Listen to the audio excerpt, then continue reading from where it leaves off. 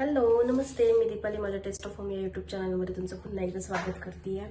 आज आपण करणार आहोत आळूचं फतफद, आळूचा गरगटा, आळूची पातळ भाजी. तुम्हाला जे नाव द्यायचं ते तुम्ही देऊ शकता.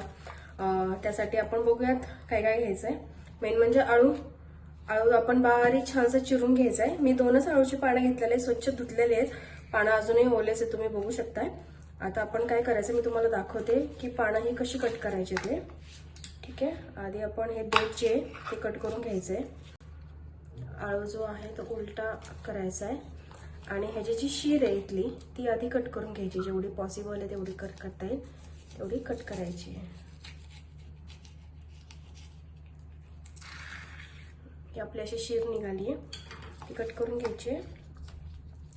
आळूला आपण मस्त छान असा राऊंड राऊंड करायचं आहे.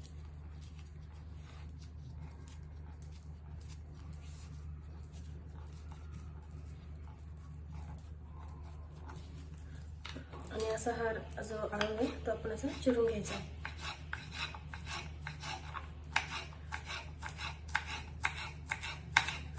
आळू आपल्याला शिजून घ्यायचा आहे.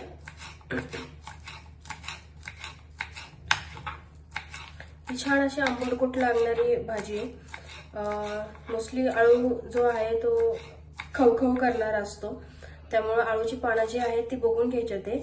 आणि चिरण्याच्या आधी कधी कधी काय होतं, हाताला सुद्धा याची आपण जेव्हा चिरतो ना तेव्हा त्याच्या हाताला देखील खाज सुटते. त्यामुळे हाताला तेल लावून घ्यायचंय. हे याचं जे देठाचं हे जे आहे वरचं ते आपण काढून घ्यायचं सगळं. आणि हे सुद्धा बारीक बारीक जे देठ आहे ते बारीक बारीक चिरून घ्यायचे. ते मी 2 जणांपुरतीच भाजी करते त्यामुळे मी 2च आळूची पानं घेतले होते. तुम्ही जास्त जणांसाठी करत असताल तुमच्या अकॉर्डिंगली तुम्ही घेऊ शकता. सेम या आळूचं पण तेच करायचं आहे. उलटा करून याची शीर जी आहे ती कापून घेऊयात आपण. ठीक आहे,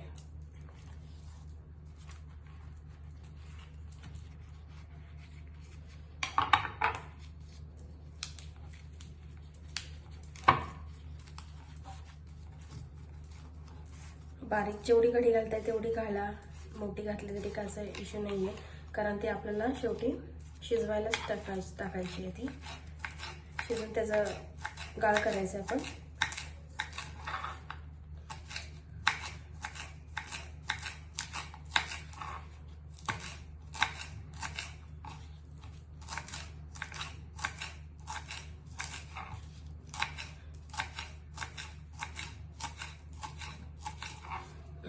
काही जण ह्याच्यामध्ये आंबट चुकाही घालतात.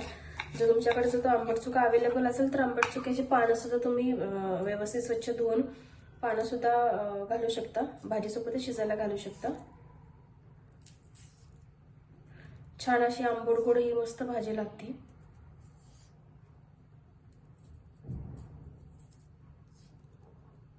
आळूच्या वड्या तर आपण करतोच, पण ही भाजी सुद्धा नक्की ट्राय करून बघा.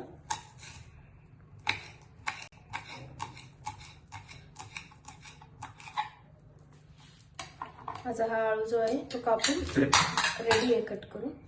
ठीक आहे, मी यात घालते आता.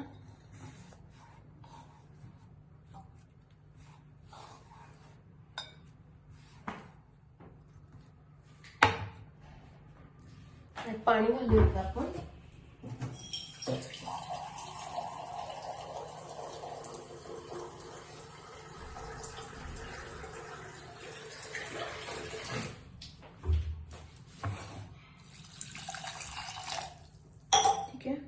शेंगदाणे घालूयात आपण ह्याच्यामध्ये. मी शेंगदाणे भिजत ठेवले होते. तुम्ही जर भिजवले नाही तरी चालेल, काय हरकत नाही, तुम्ही डायरेक्ट टाकू शकता. शेंगदाणे भाजीमध्ये तसे भिजून जातात, म्हणा शिजवून जातात, त्यामुळे काही इश्यू नाही आहे.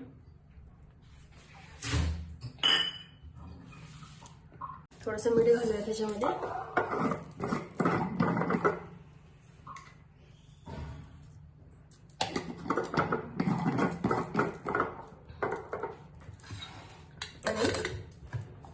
झाकण लावून आपण याला शिट्ट्या काढून घेऊयात.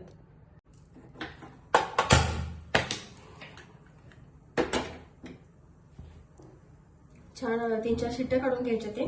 म्हणजे कसं आळू जो आहे तो व्यवस्थित शिजला गेला पाहिजे, जेणेकरून तो पूर्ण आपल्याला स्मॅश करायचा आहे आळू, त्याचा पूर्ण गरगटा करायचा आहे. त्यामुळे आळूचं जे पाणी आहे ते व्यवस्थित शिजलं गेलं पाहिजे. त्यामुळे आपण एक 3-4 शिट्ट्या काढून घेऊयात. कुकर आपला ऑलमोस्ट गार झालेला आहे.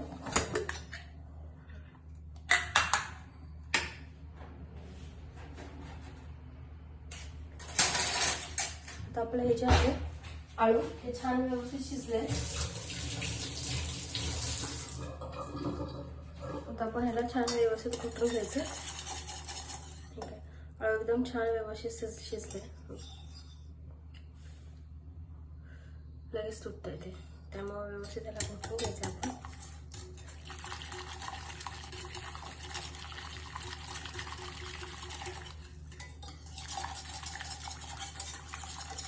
आणि आपले शेंगदाणा पण त्याच्यामध्ये छान व्यवस्थित शिजला.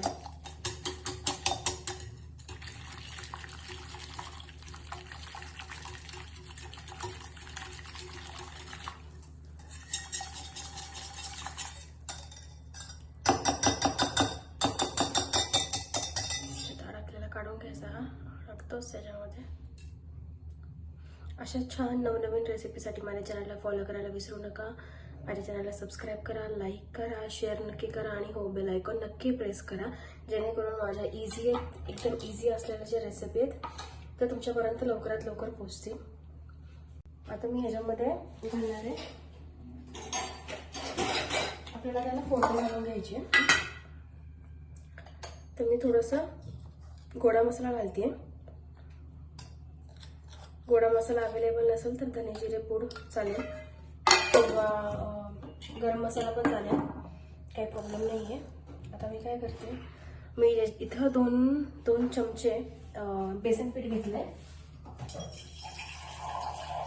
मला तर हे बेसन पीठ ह्यात घालायचं आहे. मी डायरेक्टही घालू शकते बेसन पीठ, पण बेसन पिठाचे काय होतात, गुठळ्या होतात. त्यामुळे मी ते साईडला काढून त्याला व्यवस्थित स्मॅश करून घेते, म्हणजे त्याच्या गुठळ्या होणार नाही आणि ह्याच्यामध्ये सुद्धा त्याच्या गुठळ्या होणार नाही. ते व्यवस्थित छानपैकी मिक्स होऊन जाईल.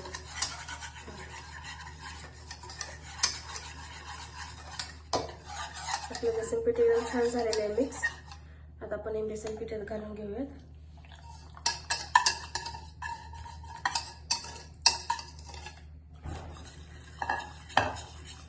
थोडंसं बेसन पिठाचं पाणी घालायचं.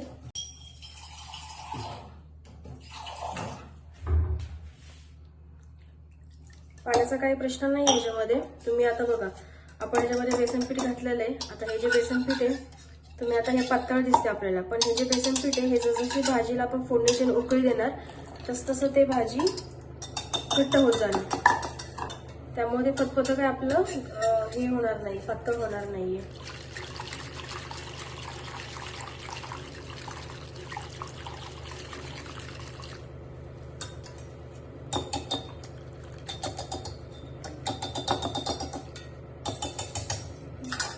आता आपण यात घालायचा आहे चिंचेचा कोळ. मी चिंच भिजत घातली होती, त्याचा कोळ काढते मी आता.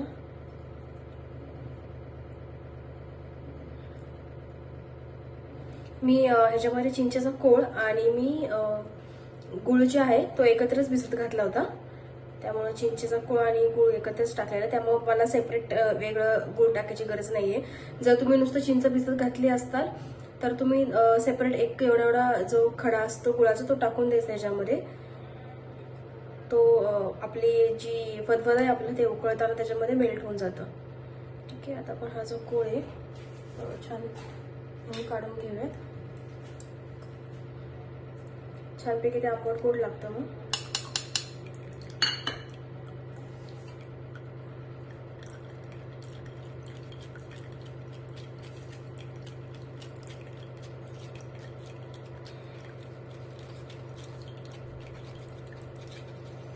आता मी ज्या फोडणीसाठी आहे, मी फोडणीसाठी तयारी काय केलेली आहे, थोडासा लसूण मी चिरून घेतलेला आहे, हिरवी मिरची चिरलेली आहे आणि आता आपण मस्तपैकी त्याला जिरा मोहरीची फोडणी द्यायची आहे. हा कोळ आपला छान व्यवस्थित निघला आहे.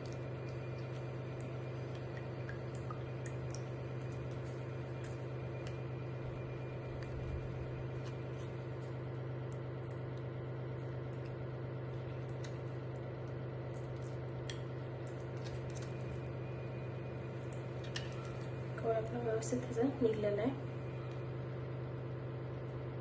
खाली पण लागलेला असतो तो काढून घ्यायचा आहे.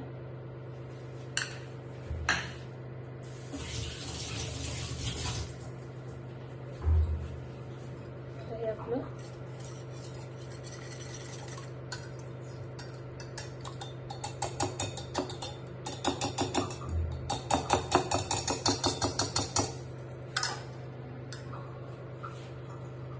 जे आळूचं फतफद आहे आपण त्याला आता फोडणी घालून घेऊया.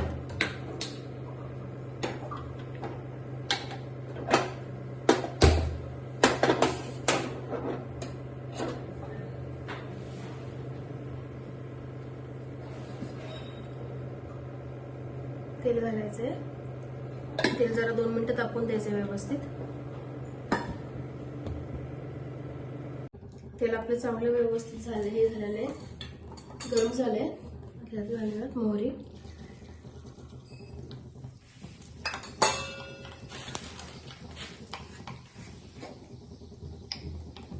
थोडीशी हिंग घालायची आपण. हिंगाने बाधत नाही, कारण ह्याच्यामध्ये डाळीचं पण पीठ आहे, त्यामुळे ती बाधायला नको म्हणून हिंग घालूया. लसूण,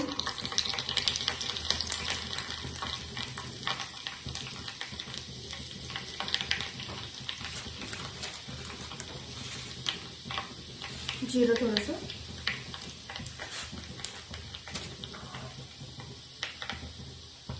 मिरची,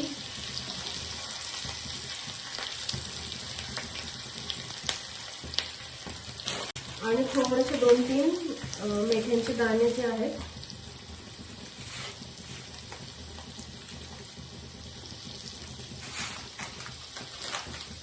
ते लावायला थोडेसे एवढे मेथ्यांचे दाणे घालायचे.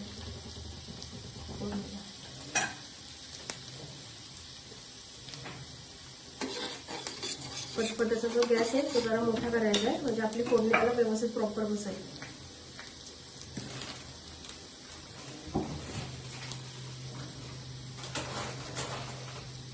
फोडणी जोपर्यंत आपली बनते तोपर्यंत जे बाकीचा पसारा असतो तो पटापट आवरून घ्यायचा लगेचच. आणि थोडीशी आपण ह्याच्यामध्ये घालूया हळद लावायला.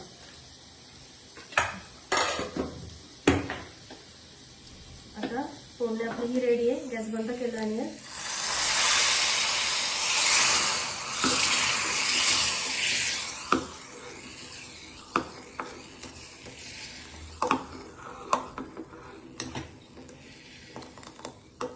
आपलं आळूचं फतफद चांगली याला आता उकळी काढून घ्यायची 1-2 मस्त. आणि आपली ही आळूचं फतफद जे ते रेडी आहे. लक्षात ठेवा फक्त आळूचं फतफद करताना आपण ते स्टीलच्या भांड्यामध्ये करायचं आहे, कारण स्टीलच्या भांड्यामध्ये त्याचा जो कलर आहे तुम्ही कलर बघू शकता, एकदम छान असा हिरवट असा कलर आहे त्याचा.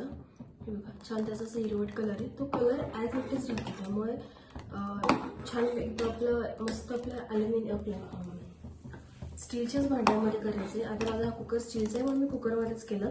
अदरवाईज तुम्ही पातेल्यामध्ये वगैरे सुद्धा करू शकता, काही इश्यू नाही. आपलं मस्त आळूचं फतफद छान उकळलेलं आहे. तुम्हाला कितपत पातळ हवंय कितपत घट्ट हवं आपल्याला, जेणेकरून आपल्याला मी इतपत ठेवते, कारण जेणेकरून मला भातासोबत आणि चपातीसोबत दोन्हीसोबतही खाता येईल. त्या हिशोबाने मस्त छान आपलं एकदम त्याला घट्टपणा आलेला आहे असं व्यवस्थित.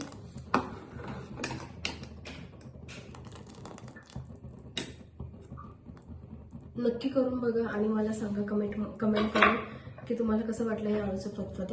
भेटूयात नेक्स्ट व्हिडिओमध्ये नवीन रेसिपीसोबत. तोपर्यंत मस्त राहा, काळजी घ्या. Bye, see you.